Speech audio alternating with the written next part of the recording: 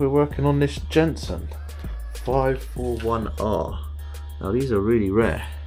Oh, and all of my jobs today are just lying on my back. Who would be a mobile mechanic? I don't know. I'm gonna lose my with parts. I think my repair is better. Anyway, let's get this shaft put in.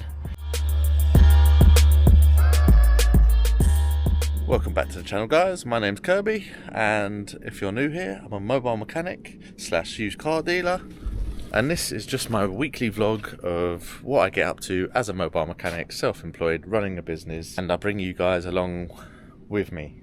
I'll show you the ups and downs and the good sides and the bad sides of everything that comes with. And today we're starting off with this Peugeot 2008, and we've got a faulty alternator, or a suspected faulty alternator.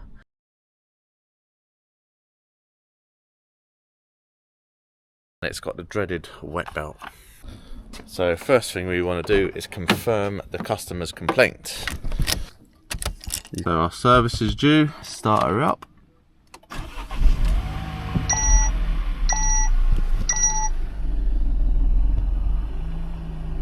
And we've confirmed the battery light is on. Right, so we've got 14.3 volts, which is good.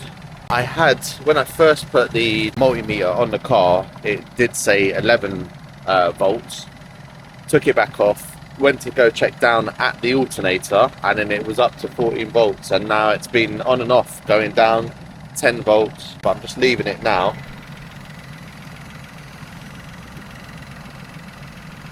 And it's staying there, but it's intermittently dropping out. I think that is to do with all the oil that is on there.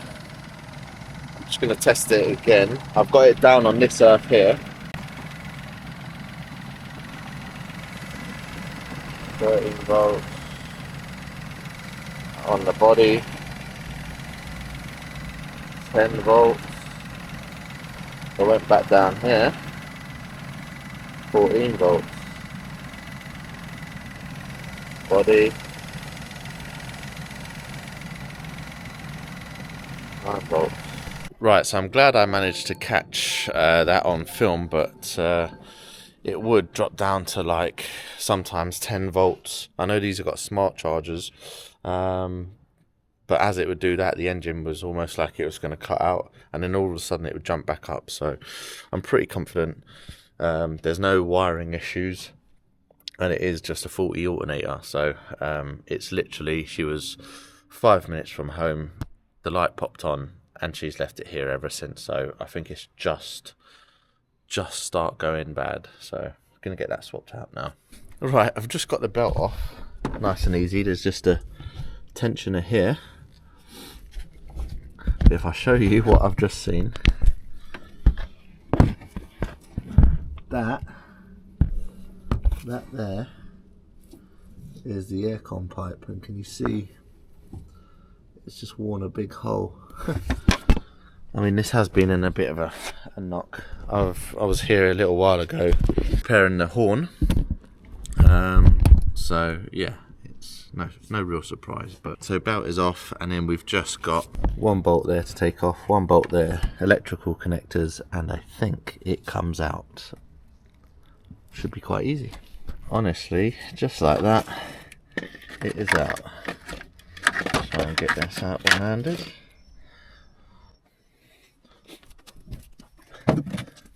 But just look at all the oil that is in that. There is no way that is going to work properly like that. And we are fitting a Lucas unit. Now, long-time subscribers will know the Prince of Darkness, Lucas, and the issues I've had with them. But the problem being is, I tried everywhere else, and the price was near enough double to what I could get these at. So I'm gonna fit it. I mean, with all that oil on there as well, we've got to sort that out. I think that's coming from the cam cover gasket. The customer did say that she's filling up with oil, topping up with oil every few weeks or so. I've had a look at the wet belt, It doesn't look in the best condition. I need to see if I've got a little tool that you can measure it with, but I know them breaking up can cause issues. But yeah, let's get this fitted. There we go, all fitted. Look how out of place that looks. Battery terminal back on. Let's test it. Just before I do that, I'm gonna get the computer on. We've got the top down Phoenix Lite 2. It's got the little Bluetooth dongle in there. I'm just going to give it a little scan. I just want to check you don't have to code the alternator in or anything like that, because some cars these days you have to do that sort of thing, or just tell it it's had a new alternator. So I'm just going to check the options on here and see if that's something we have to do. Might as well do a full health report for this customer anyway. So that'll just take a minute or two. See the little bar that says 4%. Got 15 faults in the engine, the BSI, 4 in the engine ACU. So we're just going to go through that. Right. So now that's stopped. I just want to say these DJI Action 4 cameras are really good, but they just really struggle focusing and picking anything up on the screen. So I'm going to read everything that's on there. I'm waiting for Black Friday for the DJI Pocket 3, you know, the cameras everybody's using. I'm just going to wait till a little Black Friday deal if I can get a hold of them. So new camera is incoming. But anyway, so in the BSI we've got loads of headlamp, blah blah blah. We've got an engine oil pressure alert fault, so we're going to have to tell the customer about that. She does know about it. Air conditioning circuit. Shock. In the engine ECU, we've got dual function brake switch, blah blah blah, catalytic converter, loss of efficiency, and we've got signal from the piloted alternator, BSS line coherence. And then yeah, we've got loads of other different faults in here. Let's just get rid of what is in here at the minute. After clearing, we've only just got 2 faults left. Number of engine starts and or restarts counter faults. Let's get into the BSI now. I've been into replacement parts. There's nothing in there for alternators. Learning. Nothing in there. Reset 0 of the counter for number of restarts. I'm not going to restart that. So yeah, that's fine. So let's start her up. Foot on the brake, that would help. What's going on here? Is the battery dead? Well, to be honest, I do know the battery is good. So I am actually going to reset that.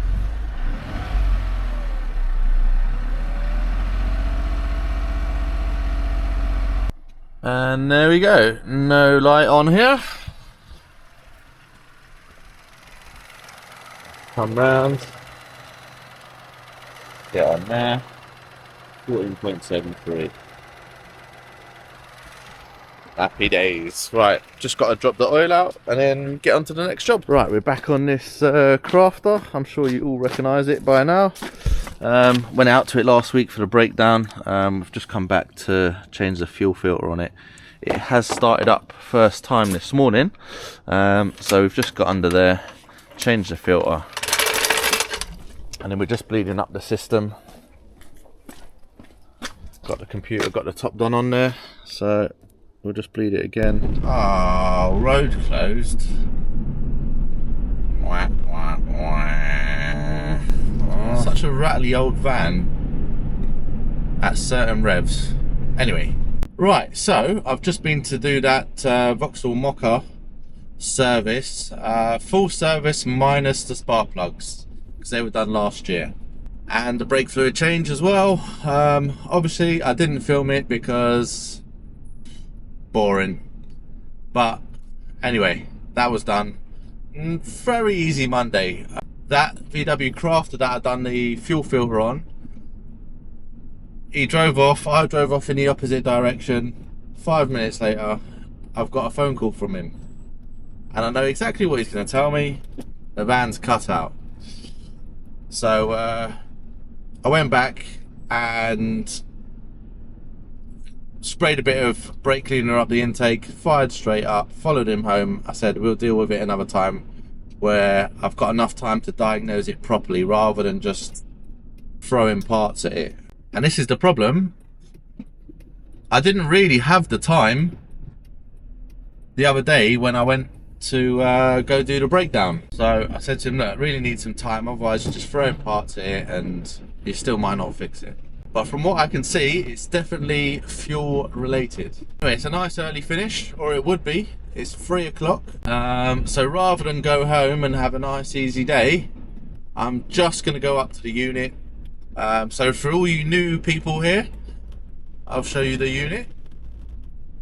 And this is where I do the car sales from. Just got a few bits and bobs to do up there really. Again, I only want to spend a maximum a couple of hours up there. Really, I don't want to be home late every night or regularly. That's the beauty of being self-employed, or it should be anyway.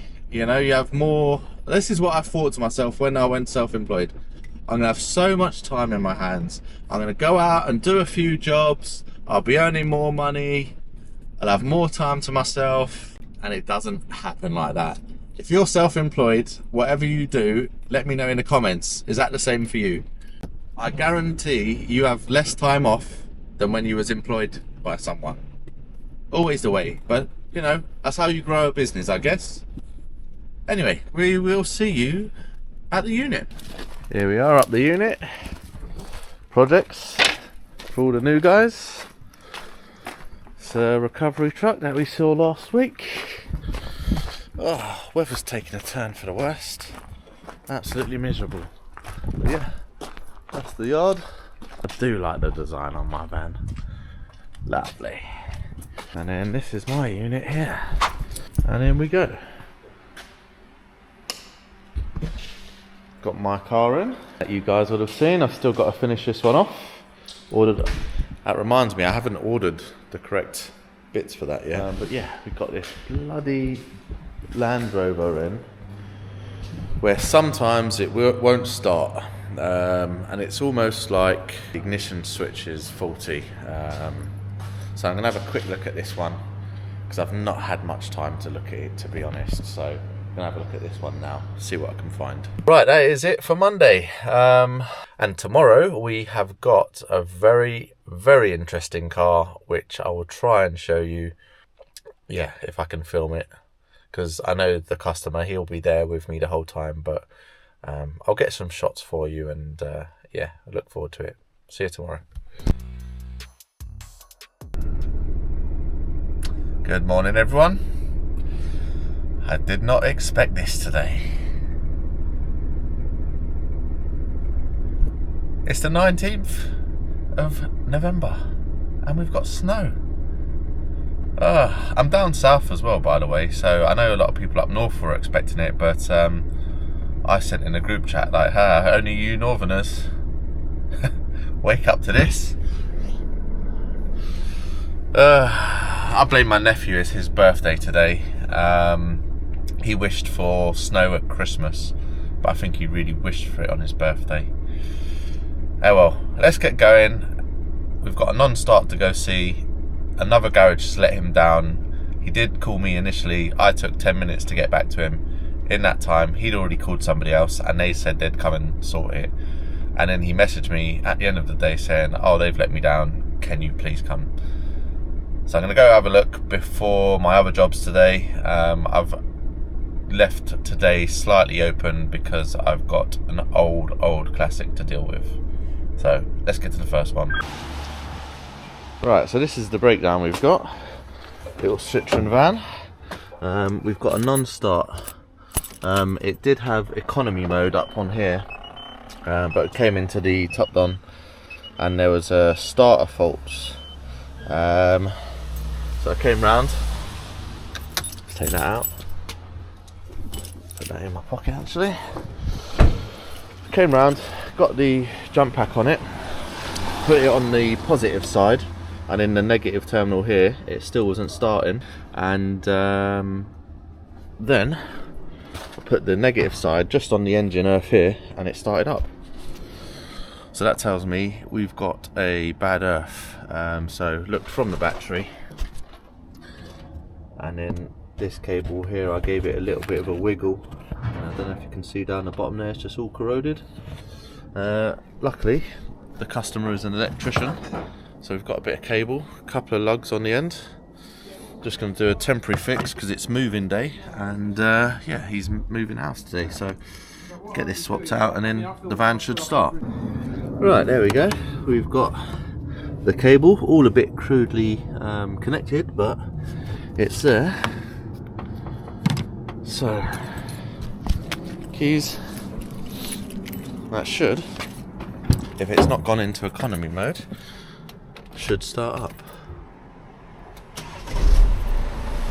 Hey, here we go. Off. On. Happy days. Right, so I've got out of the cold, and we're working on this Jensen 541R. Now these are really rare. Little shot of the interior there. And we've got a starter motor to do on this. So if I take you underneath, so that's the new starter motor. You can see the size of it. It's pretty big. And initially I thought we could just get this downpipe out the way, and the manifold sits up there, and this is where the starter motor sits.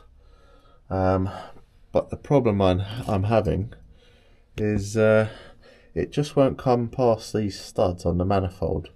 If it comes out a little bit further, it will slide down between this little gap, and underneath the bonnet there's carburetors and the manifold in the way. So yeah, we're gonna have to come back another day and get this one sorted. But yeah, just thought I'd show you what I'm working on today.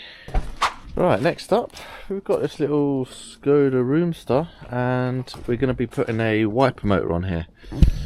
Now a garage apparently has already looked at this and said all the fuses are okay, so it must be the wiper motor. And it's had a wiper linkage a few months back apparently. So just got to whip this scuttle panel off, get the wipers off, and then it should hopefully be exposed there. Right, the wiper blades are actually a bit difficult to get off, and I don't want to go too mad, so I've got my little puller. Now I've had this puller probably, what am I now? I've had this puller 20 years, when I used to fit windscreens, and it works a treat, and I can't find any others exactly like this one, so I don't want to ever lose this one, because it works a treat, just like that. That should pull up now if I've got everything off.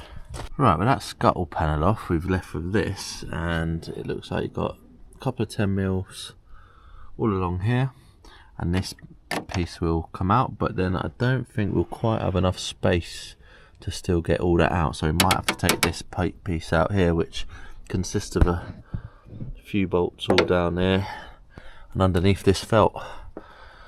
We'll see. With that out of the way, we might just have enough space. Got a 10mm there, got a 10mm there. Ta-da! Just like that, it's out. Next thing is, we've just got to get to these 4 bolts, but the linkage does seem very stiff. Right, so this is it has had the repair clips done on this before. I think this linkage is going to be seized. I think it's seized here and here. If I take these off, I reckon these ain't going to move. Nope, they move nice and freely. Happy days. So it is just this piece now. this arm here. I'm gonna lose my with parts. Look at this, man.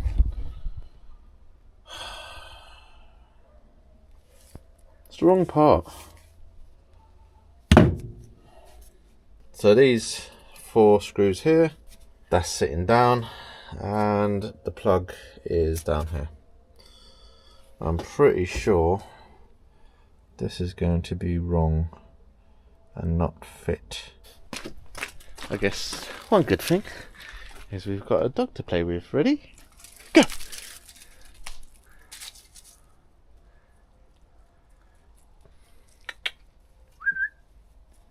No, don't bring it back then. Right, so another job I can't do today. I had initially, so with that starter motor on that Jensen, I did book it in for the day. But then when I went round to his last week, because he's a neighbour basically of mine, I've worked on his Jensen Interceptor before this one. I went round to go have a look at it. And I thought, oh yeah, get that downpipe out of the way and that starter motor will just come down, no problem. And obviously there's a bit more work involved. So, but initially I looked at it and I thought, oh, I can get a few more jobs in that day. Now, just before I came here, I went to go pick this wiper motor up and a drive belt and drive belt tensioner for a Mercedes Sprinter. Now, the tensioner looked new still, but it looked like it had been fitted. It was all dirty and greasy. There was scratch marks on it. And I just thought to myself, there's a reason why that has been returned. And I don't want to go through the hassle of fitting it and realising it's no good. So obviously they didn't have another one in stock. That's coming at 4 o'clock. But by that time, I'm probably going to just go home. Call it a day. And then I rang around all the part suppliers I could for this wiper motor. And no one supplies it. I gave them the part number and it all seems like no one supplies the actual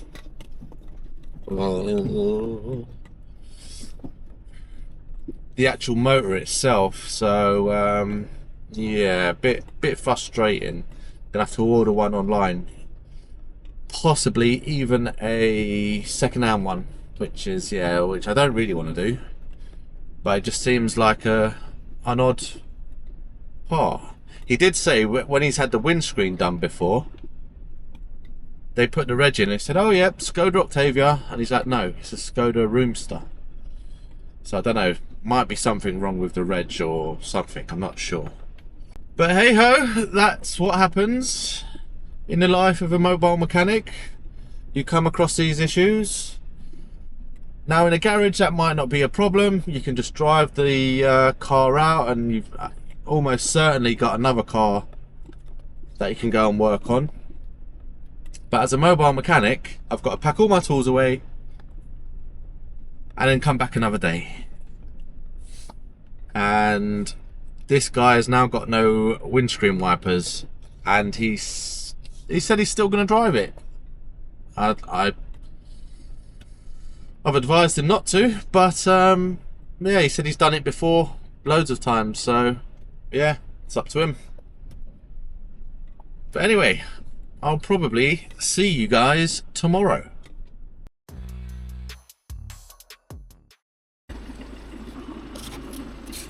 Oh, I'm not looking forward to today.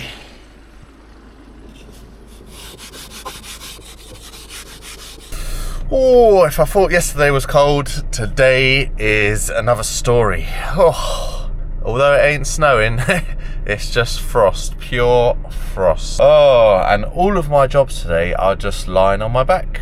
So I've got that tensioner to do on the Sprinter, and then I've got oil filter housing seals on a Mini that you saw a couple of weeks ago, and some other bits on there as well. And I've just been out there for 5 minutes and I already can't feel my fingers. This is going to be a tough one, lads and ladies. Who would be a mobile mechanic? I don't know. Anyway, let's get going. Right, we're at our first job. We've got the heated thermal on. Got the hat on. Got this Sprinter that we didn't come to yesterday, just for a drive belt and drive belt tensioner. The customer wants it changed, so it's just up here. So first thing we're going to do is just draw out the shape of the belt, and then you can actually get these belts off without taking the fan out. If I remember correctly, feed the belt over it. We'll see. So there we go, there's our little drawing. That's the belt. Goes all around these pulleys. So we can get an tensioner now, take that off. And there we go, old one out. That's the new one. There's nothing actually wrong with the pulley, but it was very stiff to detension, and then when it sprung back, it didn't really spring back that much. Yep, safety first, because I'm under there and stuff's dropping. So I'll talk to you even though I look like a nerd, but safety first. Yeah, every now and then he said the alternator light was coming on, so he's read on the forums that changing the belt and the tensioner solves that. So yeah, that's what we're here to do, and I think rightly so, because that tensioner is very stiff. So let's get this new one in and yeah, get on to the next job. Right, what I've noticed while I'm here is this guide pulley is noisy, and up here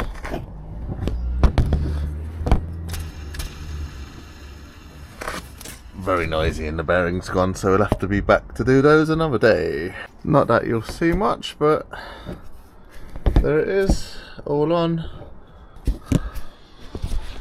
to the next one. Right, I'm back at this Mini. You saw on the channel a few weeks ago, I was here checking out an oil leak, and the headlight or the indicators weren't working. This rear light unit was faulty, so the customer got a new one of those, and then all of the lights started working, so that's good. But the main thing we're here today for is this big oil leak underneath, which again I have done on the channel before, but we've got all oil leaking down the front here, and it absolutely drips out, and that'll be the oil filter housing seals. So exhaust has got to come off. Actually, he's replacing the whole exhaust because it's a aftermarket loud boomy one, so he doesn't want that. So catalytic converter's got to come out, a few bits up here's got to come out, and yeah, it sits, oil filter housing is just down there, and yeah, it's just a bit tight. So going to get to work up here first, take a few of these trims off, and then I'll show you once I've got a bit more stripped down. Right, so downpipe is out, so it sits up that way in the car, and then you've got this heat shield around it, and there's a bolt there, bolt there, bolt there, bolt there, and then you can just see the extent of the oil leak now, all there, and that's the oil filter housing here. So yeah, just got to take that crossbar off up the top. Yeah, and then we're sort of almost there really. Take this little plate off here, because there's some bolts just up here. We are out, and here's the seals. These ones are quite hard and brittle. None of them are split here. Maybe a little bit down the bottom here. But you can just see all this crud that is built up. That's not good. We have had one casualty though, this auxiliary water pump. You can just see that snapped where the pipe was being pulled off of that. It's just brittle and pulled that off, so we'll have to replace that pump another day. But I'm going to separate the cooler and put the new seals in and get it all back and throw it back together, because it's getting cold now. I was really warm, the sun was just sort of out over there, but it's gone behind the houses now, and my electric heated thermal, the battery has run out. So yeah, it is getting cold now, and the wind is picking up, so I'm gonna crack on. That's the genuine BMW seals. for the cooler. So pop that back on. Right, car is back on the floor. I've gone as far as I can go. So exhaust is back on. This is all just loose because I've got to get in there and got to do the auxiliary pump at some point. So yeah, I've still got to do the exhaust on here as well. There's a load of other bits that need doing, but they can wait for next year, he said. So yeah, that's all I can do for now because of the broken auxiliary pump wherever I've put it. I'll put it in the bin. But yeah, so without that and that bit snapped, not much I can do from here. So I'm going to head up the unit quickly, check out what's up there. Just got to do a smoke test on that BMW that I've got up there because that keeps coming back with a boost leak. Good morning, it's Thursday and I've just been into a Nissan dealership, and this has kind of restored my faith and whatever in parts and part suppliers and main dealers, because I give main dealers a bit of stick, really, you know, for their customer service and everything like that. Prime example here, been into Nissan, I've got an EGR valve to do on a Nissan NV400 van. Now it was listing 2 EGRs and he wasn't 100% sure the correct one, because the one I think I need is at the front of the engine and the one his computer says was the back of the engine. So he's ordered both. He said both can be returned. He's just given me both of these EGRs and I've not paid for them yet. They're probably 350, 400 quid each, something like that. He's just gone, yeah, just bring back the one that isn't correct.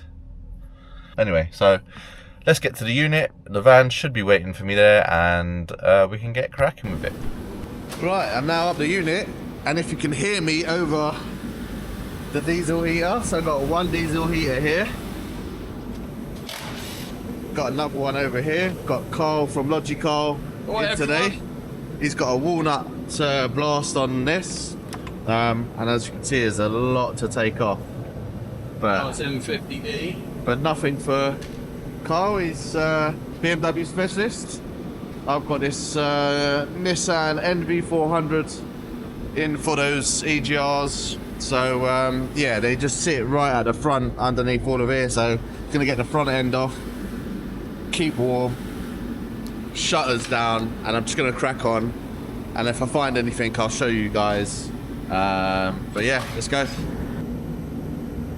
Little update. So I just took the grill off, and I was starting to take the front end off, and I thought to myself, I'm only going off a friend's knowledge. So he's a Renault specialist, and he said if it's a single turbo one, EGR will be down the front. If it's a twin turbo one, it'll be up the back. This has got a single turbo, so I started stripping down the front. Nissan have said, no, the EGR cooler you need is round the back. But it said EGR plates on the description. So he was like, I'm not sure if it is an EGR or not, or EGR cooler. So yeah, let me just show you. It is round the back, which I don't know if it's going to make it easier or more difficult.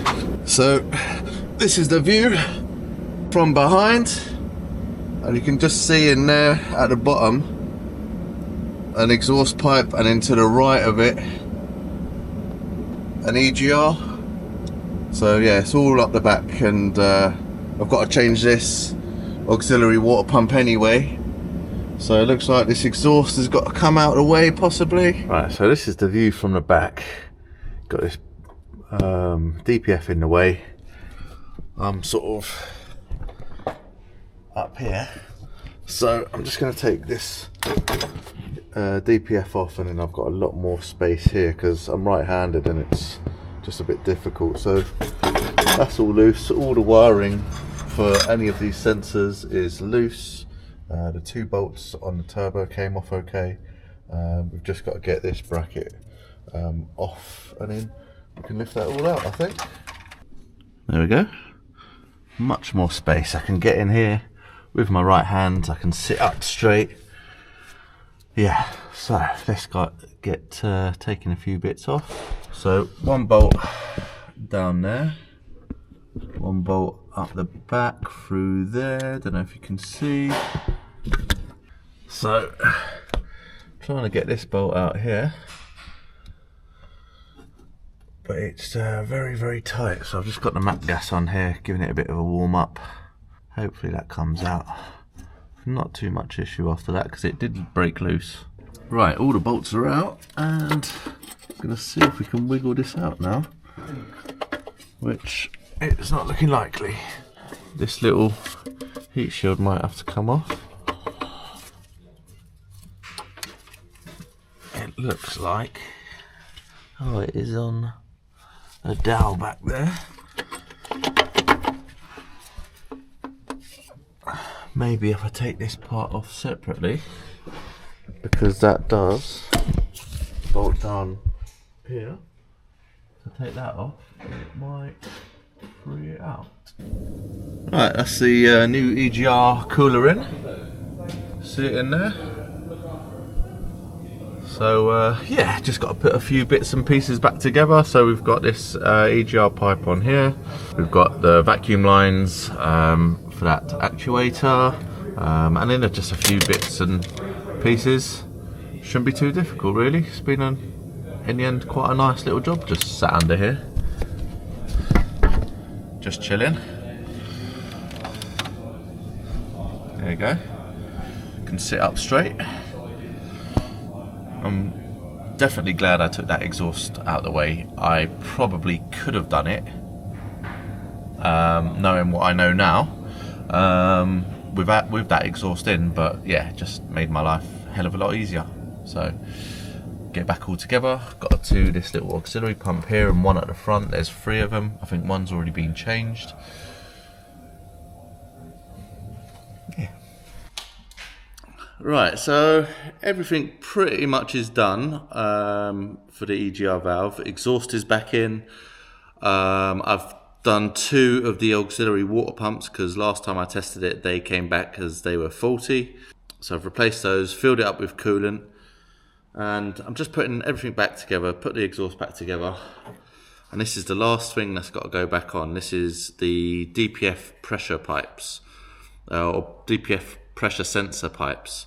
So that's the sensor there, and these are the pipes. And just look what has happened to the pipes. These are rubber. I don't know if you can hear that, but they're all just breaking up. They're literally snapping. Rubber is snapping. So I'm gonna have to find, if I can, any rubber pipe in the unit or on my van, but I don't know if I've got this size and the length for that I'll need. It's always something. Right, so what I've done as a temporary measure, this bracket is not incorrect, so that should be swiveled around and over to there. And I've just joined up the hoses, which are still soft and supple, to the correct position. So yeah, it's definitely not ideal. I'm just going to put a couple of Jubilee clips around there just to keep that tight, but at least that way this fan can go and do a job tomorrow, and then we'll have to get back and get the proper hoses back on there. But other than that, that is all done. So let's start her up. Just running it up. Like I said, I can't really test it now. It's getting on a bit. I had to help Carl out with his walnut blast, because he didn't have the exact right attachment for this engine. So yeah, it was just a bit it would have been messy otherwise. So I helped him with that. That brought me off of this for a little bit, not too long, but it just disrupted my flow. I could take this for a quick spin now.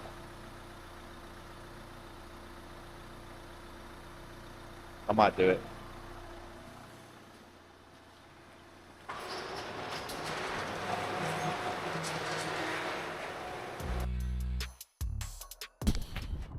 Right, you join me on Friday morning. Got this Vauxhall Corsa in for these lovely gear cables. Now, I did come back here before my holiday because this was the part that failed. The bushing obviously fell out of here and it was just flopping around. And I'll show you the repair once I've got it off, how I did it. So that's all I've done, is put a bit of tape around this ball joint. So once I take this tape off, there'll be a ball joint which sits into here, and I just fitted that snugly in there. And it was a little bit of a force to get that off. I think that would have lasted quite some time, to be honest. I mean, it's lasted 2 months already. And this is what that end should look like. See how small that is compared to that. Right, that's the cables all popped in, and I'll be honest with you, I think my repair is better. I think my repair is better than what is in there. But hey ho.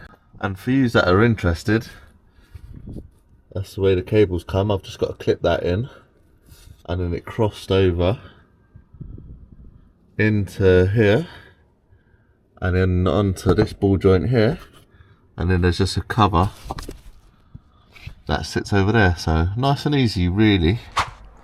Right, back on this TT from last week.